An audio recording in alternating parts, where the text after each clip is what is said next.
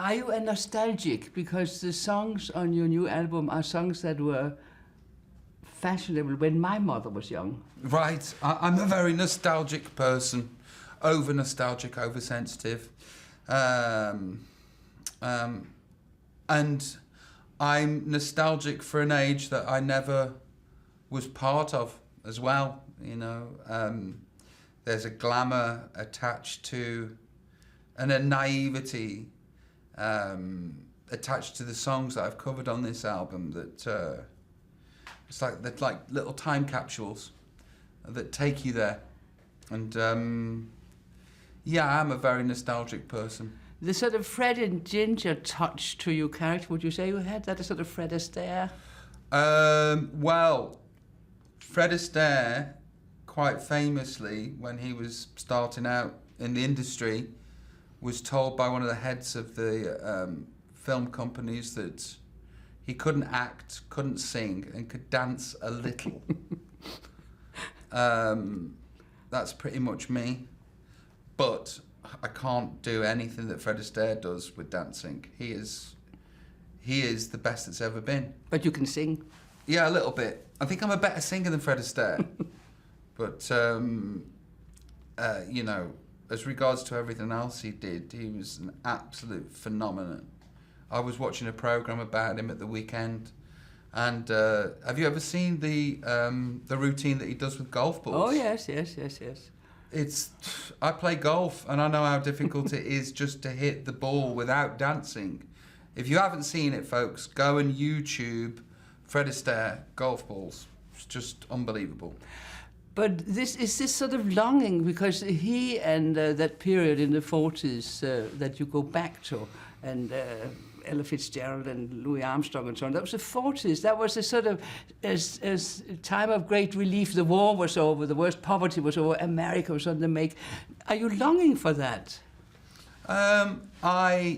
When my father left, he left me with his records, and that was my first introduction into music, was standards, American standards.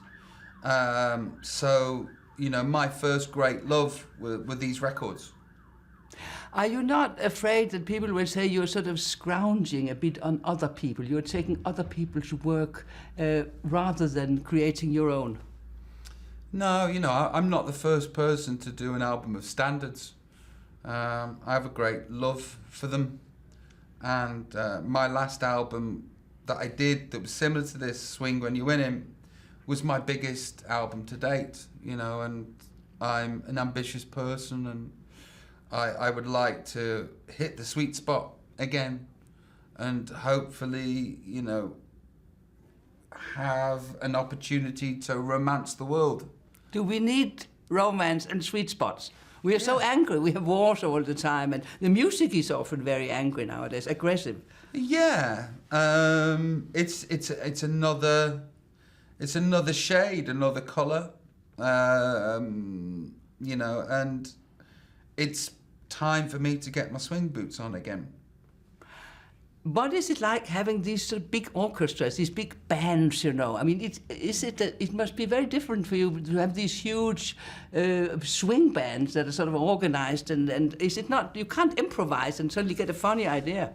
Well, you know, with rock and roll, you can kind of get away with bluff and posturing, and, you know, if your body's doing the right thing, then people kind of believe you.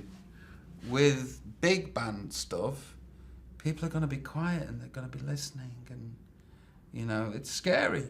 It needs a lot of discipline, doesn't it, compared to the rock? Well, it needs you to be able to sing, for one. And that's an advantage if you're a singer. It is an advantage, you know, and, you know, sometimes I manage it and sometimes I don't. But that's all part of the fun of the fair with me, you know. And it is terrifying because I do shows in stadiums, and there's that many people there that you sort of lose perspective. With this kind of show, there'll be people, and they won't be drunk. Well, they probably will be drunk, but they won't be as raucous as a rock and roll audience, and they'll be listening. So What's it like performing with a big band? It's thrilling, and it's like parachute jumping. And it makes you want to dance. I would hope so. I would hope it would elicit some form of happiness. And some more structured dancing, because that music reminds you of jitterbug, and when dancing had a sort of system, people didn't just stand and jump. Yes, people had to. There was an effort in the dance. There was. They had to practice and rehearse these things, which no doubt I'll have to. I hate that. I hate rehearsing. It's so boring. But more and more, I think it's something that I've got to do. My last question, you are sort of going back to other people's work and to a period which happened before you were born. As an artist, do you see yourself going on doing that, or is it a phase, or will you return to something else? I really don't know. It just depends. I think that I'm onto something special with this album. You know, I don't... then it's down to the world whether they agree with me or not.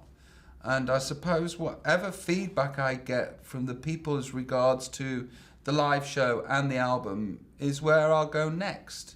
I might do another swing album if this goes down well. Or 10 more. Or 10 more, you know, who knows.